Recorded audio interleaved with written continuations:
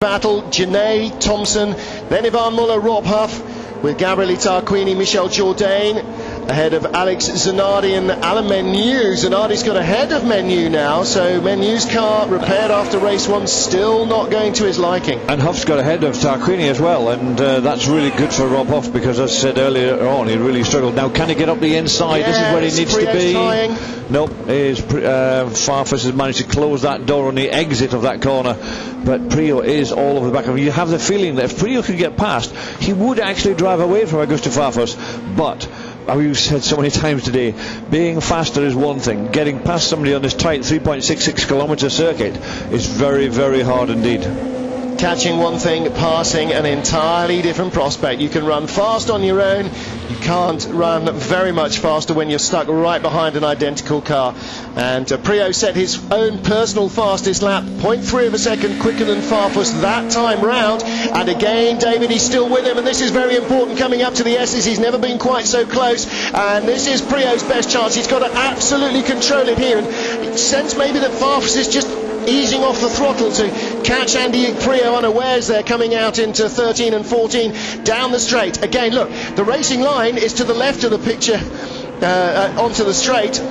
Let's see how close Prio can get. Well, not close enough, but he's very close. But again, Farfus just squeaked out a little bit through the S's, just keeping himself clear enough. Now, did Prio give himself enough room to make a run here, to get onto the straight where he needed to be, absolutely wide open on the throttle? No, he didn't. Farfus did enough to keep him behind out of the turn 8-9 chicane. Prio just dropped back too much, so some canny driving by Farfus, and you sense perhaps that he's just getting off the throttle in places, perhaps to catch Andy Prio and force him to back off where he doesn't want to. Rob Huff still ahead of Gabriele Tarquini. He has been he's done really well. He's actually moving himself up all the time, and he's moved himself round to the back of Ivan Muller, the race one winner. Thompson having a look. Now then, Janae's tyres, are they starting to cry enough? Thompson enough on the inside? Not quite, not quite. The one thing that Alfa Romeo can do is go right down the inside of anything. He can really hang on to the inside of a corner, and I think that's where it's going to come from at some point or another. Independent trophy leader Sergio Hernandez has spun his BMW down the field at the final corner. Came out too wide, didn't make it round, and he's now dropped down. Massimo Pedala leads from Stefano D'Aste, Roberto Colciago, Maurizio Cerasoli, and Hernandez has gone first to fifth in the Independence Trophy as he's lost 7 places in the race. And again, Augusto Farfus and Andy Prio using all the road and everything they can possibly think of to make a difference in the stalemate in this battle. But Prio's running out of time. This is lap 11 of 14. Only 3 more to go after this. And for James Thompson as well, 3 more laps to try and get onto the podium. We ride with Tomo, Jordi Janae right in front of us.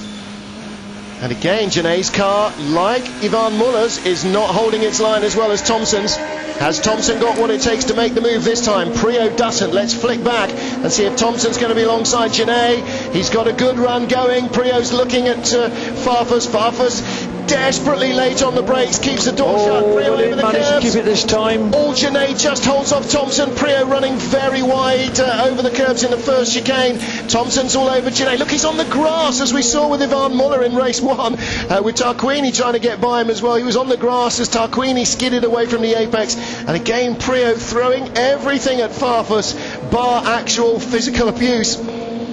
Thompson, and again Janae riding all over the curbs. Ivan Muller is also looking very wayward. Rob Huff's Chevrolet looks a lot neater and tidier. And David, they've done extremely well to hang on to where they are, being 3rd and 5th place. But Rob Huff having come up into 6th place from way back on the grid in actual fact, and he was on row 6, he was 10th on the grid, so he's got a good position there to score some points. Well, Thompson having another little look at Janae here.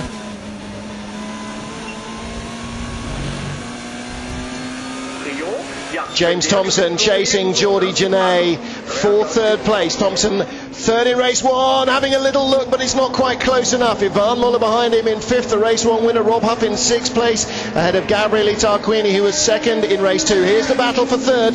Thompson in the red Alfa Romeo, again not quite close enough perhaps, unless Janay's running out of tyre or running out of brakes. Janay not going very defensive.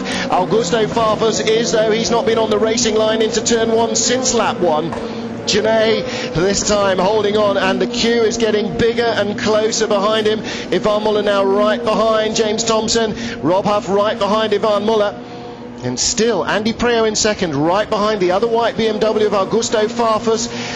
And we talked to Ivan Muller after race one. He says he can now get the car to oversteer the way he wants, even though it's a front wheel drive car. Oversteer is a good thing because it helps preserve the front tyres. If you can slide the back round, the front tyres don't scrabble and understeer so much, and it keeps them alive, it keeps the temperatures more manageable. And you can see Geordie Janay's car really oversteering as well, David, and that's going to be quite a feature of these diesel Seat Leons, I think, in races to come. I think it's definitely a setup that the teams had to put onto the car to try and cope with the extra torque and everything is going through the front, is to try and set the car up so they can have some sort of oversteer.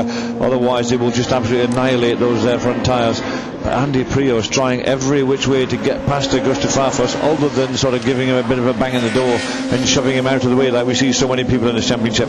Well, there's Joe, his wife, and Father Graham is down there as well, the birthday boy. There's the Farfus entourage, or the camp in the garage. And again, look, Thompson's just showing his nose to Janay to try and take the Spaniard's eye off the ball and perhaps distract him from the main event, which is at the end of the straight. Thompson right out to drivers right there to try and get a good clean run on Janay. Last lap of the race, here we go. Thompson can't make it, Preo can't make it either. Well, Andy Preo has never left Oschersleben without a race win, and it looks as though he might have to do this time. Oh, look at that! You saw the inside move there from couldn't figure out, that was Montero and Zanardi. Yes, it was. Battering each other. And that's for 8th place. Montero had it, Zanardi wanted it. Thompson still 4th, still 3rd is Janay. Preo and Farfus, and Zanardi being unsettled by Montero, who wants that point back in 8th place. Zanardi on the exit, it'll come back towards him, but they're coming up to the 3 left-handers. Montero needs to sit in there, and it is. Yes, it is. Well, Rubin's racing in touring cars, and so Montero hangs on there. I think you've got to give them a little bit of leeway. They are touring cars, not single-seaters, but Montero runs wide. Zanardi's coming back. Preo and Farfus still battling for the lead. Farfus with the advantage over Andy Preo. Janay still 3rd from Thompson. Let's get back to the front. Last lap of the race. Last chance coming up for Andy Preo. Augusto Farfus has repelled every advance so far, as Janay has from Thompson. Rob Huff is not going to get by Ivan Muller for 5th place either. And Preo, I think, is now just backed off for the final few corners. There's no point trying to damage the car. Farfus has held his defence for 14 laps of sustained assault from Andy Preo. But it's going to be victory for Augusto Farfus. He claims his 3rd race win of the season. Andy Preo in 2nd place. 3rd place goes to Geordie Janay. And there is Augusto Farfus' girlfriend looking very happy indeed.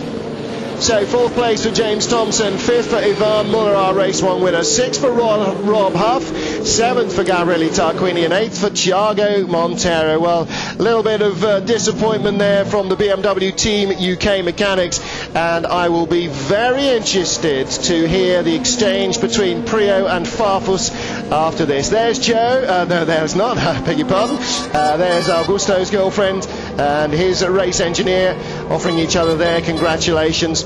Well, it's been a while since Augusto Farfus won. He won in Curitiba the 2nd race, he won in Po the 2nd race, he's won in Oschersleben.